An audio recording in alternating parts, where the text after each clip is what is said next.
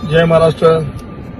मी आता सकाळी उठल्याच्या नंतर माननीय आमदार बागर साहेबांचा व्हिडिओ पाहिला आणि बराच वेळ विचार करत बसलो की पुष्कळ दिवस झालं म्हणजे ते मागे चर्चा होती 7-8 जण जाणार, असं होणार तसं होणार, त्याला आता थोडासा ब्रेक लागला। आता शिंदे साहेबांचं आणि फडणवीसांचं थोडंसं भानगडी चालल्या की लगेच आपल्या बांगर साहेबांना सुरू केलं, नागेश पाटील आमचे असंच आज नाही उद्या होणार, काय की गणित लागणार, काय की वजाबाकी गुन्हाकार ह्यो त्यो। ते बांगर साहेब काय कस काय हिंगोली काय फिसकटला का काय, जरा वाळू घसरली वाटायला पायाखालची म्हणून हे चालू आहे का?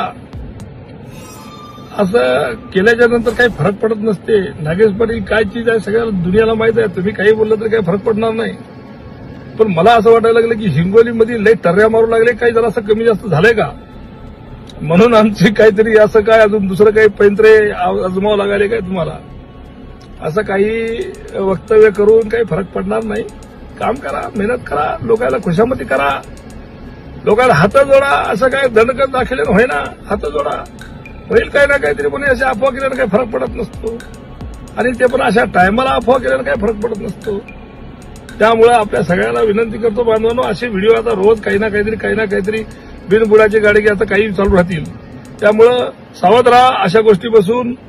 नागेश पाटील काय चीज आपल्या सगळ्याला माहिती आहे आणि आज हिंगोली लोकसभा मतदारसंघामध्ये जवळपास 5 ते 6 जागी नगरपालिकेचे नगराध्यक्ष आणि नगरपालिका निवडून येण्यासारखी परिस्थिती आज निर्माण झालेली आहे आणि यांच्यातच पायपोच नाही, उगाच दुसऱ्याला बोलून काय फायदा आहे आणि दुसऱ्यावर टीका टिप्पणी करून किंवा असं काही बोलून। एक हिंदीमध्ये शेर आहे, सबको मालूम है क्या है लेकिन साला कॉमेडी बड़ी अच्छी कर लेता है, हे असं भानगड आहे। तर त्यामुळं याच्यावर काही ध्यान देऊ नका, या अशा गोष्टी चालत राहणार, आता काही पण लावत राहतील।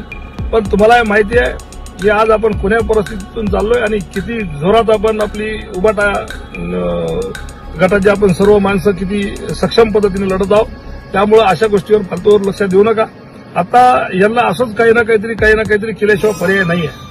आज जी काही परिस्थिती पहिली उद्भवली होती हिंगोली शहरामध्ये, आज त्याच्यातला पूर्णपणे पालट झालेला आहे। बाकी पूर्ण गाडी रिव्हर्स आलेली आहे, भिसे पाटील आज जोरात उभा आहे, जोरात सुरू आहे।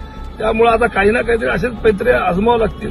आज कळमनुरीमध्ये 1 नंबरची परिस्थिती आपलीच आहे, त्यामुळे हे असं गोष्टी होत राहणार आहेत। त्यामुळे आपण याच्याकडे काही लक्ष घालू नका मित्रांनो, आपल्या जोरात काम करा। कोणत्याही परिस्थितीमध्ये उद्धव बाळासाहेब ठाकरेच्या पाठीशी खंबीरपणे उभे राहा आणि मी पण उभा आहे आणि काळजी करायची काही आवश्यकता नाही। आपण कोणत्याही परिस्थितीत नगरपालिका जिंकू म्हणजे जिंकू। धन्यवाद। जय हिंद, जय महाराष्ट्र।